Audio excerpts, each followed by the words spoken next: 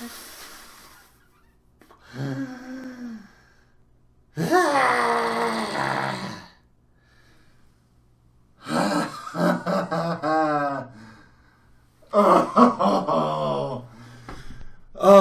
man. I'm going to feel that one for about a week. Wow. You have to get up, do what they do. But that was insane. Let's not get ahead of ourselves. Come on, I make go records, baby. I'm liking this. Hello everyone, welcome to Hawks Recap. My name is Clay. Thanks for tuning in. Blackhawks playing their 17th game of the year against the Toronto Maple Leafs. Back end of back-to-back. And the Hawks.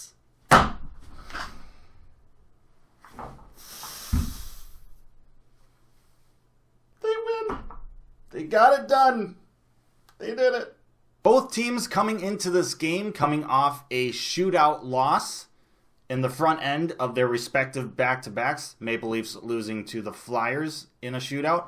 Blackhawks losing to the Penguins in a shootout. So we come to the back end of the back-to-back. We got Robin Lehner in net for the Hawks. We've got Hutchinson in net for the Leafs. In terms of that, definitely advantage Hawks. And, well, they would need all of that advantage. Thankfully, the Hawks would take advantage of that advantage in the first period, and I gotta say, the first period was definitely, by far, my favorite part of this game. It was such happy times. Such happy times. Little to no stress. Oh, everything was right in the world. It all started with the very first shift of the game, a very good first shift from Toews, Saad, and Nylander controlling the puck, getting into the offensive zone, and the puck below the goal line, Saad and Toews. Puck gets batted up into the air. Saad is looking up for it. He gets just absolutely driven to the ground by, I believe it was Muzzin, and Toews did not like that one bit. Toews comes over, grabs Muzzin, they drop gloves. No fighting actually happens, but I love the mentality of Toews coming to his teammate aid, and right away, first shift of the game just sets the tone for the rest of the period there, and the rest of the Hawks players took note and used that mental momentum that they gained and had a very good first period after that. 5 minutes into the game, Blackhawks would score first. Calvin Hahn, who had a fantastic game in this one, gets the puck in deep. Smart play there. Blackhawks retrieve it. The puck then finds its way over to Kane on the far side, and Leafs defense just absolutely mesmerized that Kane has the puck, leaving Strome all alone on the backside. Kane tries to get it over to Strome, but it hits off a defender and redirects past the goalie, and we'll take it. 1-0 Blackhawks.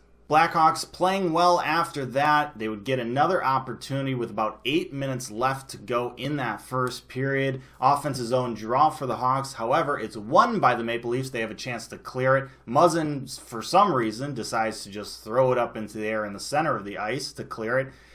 Not a good idea.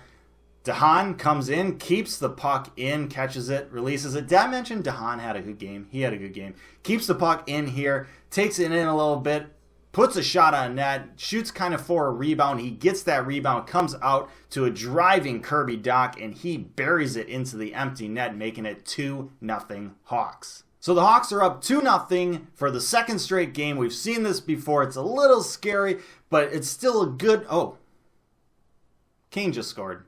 Just 10 seconds after going up 2-0, Blackhawks win the center ice draw, take it into the offensive zone. DeBrincat drops it to Kane, who tries to unleash a shot. It gets blocked. He gathers the loose puck and decides, you know what? It's showtime. Backhand twine, 3-0 Hawks. To be honest, I'm not quite sure how to feel about this, but I am feeling something. What is he doing? He's beginning to believe. Hawks and Leafs would find themselves with some old school overtime action, 4-on-4, lots of open ice, and when you have a lot of offensive talent like the Leafs do, that's kind of scary for the opposing team like the Hawks. Leafs can take advantage of that open ice. They didn't really need a whole lot of open ice because they would just take it right off the offensive zone draw. Nylander with the puck, takes a couple strides, puts it in 5-hole past Lehner, makes it a 3-1 game. Thankfully, though, the Hawks would get it right back about a minute after that. 4-on-3 power play for the Hawks. They would take advantage.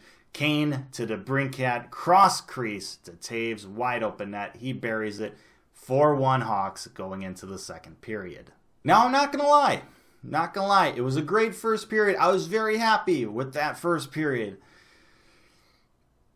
But I don't know the last time I was as nervous as I was in this game going into a second period with a 3-goal lead. Because the Leafs can be very streaky with their scoring, and with 40 minutes left to go in this game, that's a lot of time for them to be streaky. Fortunately, the Hawks were able to deny the Leafs' streakiness in that second period. There would be no goals scored in that middle frame. Both goalies actually played very, very well in that second period. Hutchinson with 15 saves, Leonard with 16 saves. Both goalies had to be on their game in that middle frame, and they were. So we go into the third period still 4-1 game. Of course, 2.5 minutes into the third period, it begins. The Blackhawks have all day to get rid of this puck in their defensive zone. In fact, the Leafs were changing. The Hawks had basically the entire ice to work with, and they don't get it out of their defensive zone. They turn the puck over in their own zone. It leads to William Nylander getting the puck, taking it in pretty much all alone, and just putting it short side by Leonard, making it a 4-2 game, and it's getting a little harder to breathe in here. The Hawks would end up taking 3 penalties in this third period, and when you have a lead, or you're trying to hold on to a lead, and you have an opponent that has quite a bit of offensive talent, usually that's not the best strategy to deploy. But who am I? Who am I to question professionals? A little over 7 minutes left to go in the game, and the Leafs would take advantage of one of those power plays. Initial shot from Matthews kind of hits Leonard up high. Rebound comes out. Leonard's kind of stung by it, but John Tavares is right there. Pots home the rebound, making it a 1-goal game, and now it's officially time to hold on to your butts.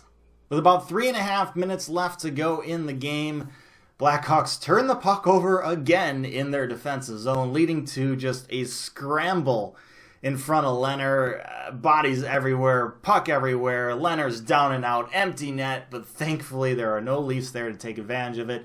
Blackhawks pick the puck up and rush the other way. 3-on-2, Kajula with the puck. He gets it to Taves, and then Taves takes it in. Cross crease pass to Saad. He gets the puck from his skate to his stick to the back of the net, restoring a 2-goal lead. And we can breathe a little. But a little's better than nothing. Now, in most situations, most games, that should be the type of goal that just seals the deal. Nothing to worry about anymore. But this is Hawks versus Leafs. This is chaos. The Blackhawks would take another bad penalty to give the Leafs a power play. Not only that, Leafs pull their goalie, so they get the extra attacker. So it's a 6-on-4 situation. Leafs take advantage of it. Andreas Janssen would put it by Leonard. And once again, we have a 1-goal game with about 42 seconds left. I'm sorry, but I'm not watching this.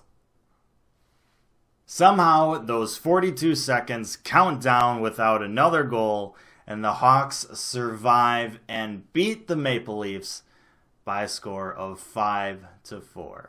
The Blackhawks get outshot in this one, 57-34. Leonard with 53 saves. He had to face 26 shots in the third period alone. Just, oh my goodness. Leonard just absolutely fantastic. I don't know why he didn't get the first star. Kane got the first star, but really Leonard should have by far gotten the first star in this one. That's just insane. I'm so happy that we only play the Leafs twice a year. I can't take these games. These are nuts. I'm so glad I wasn't around in the 80s to watch hockey. I don't know how anyone would have done that. So the Blackhawks end this back-to-back weekend with 3 out of a possible 4 points against Pittsburgh and Toronto. 2 teams who most likely will be making the playoffs. It's pretty good. That's pretty darn good. This is the type of weekend that can give this team confidence moving forward. And I'm excited to see how it does affect this team heading into this week. And with that, I say thank you so much for watching this episode of Hawks Recap. I really hope you enjoyed it. Let me know your thoughts down in the comments section below. Like, share, and subscribe. I appreciate that as always. But most importantly, stay safe, make good decisions, and I'll see you next time.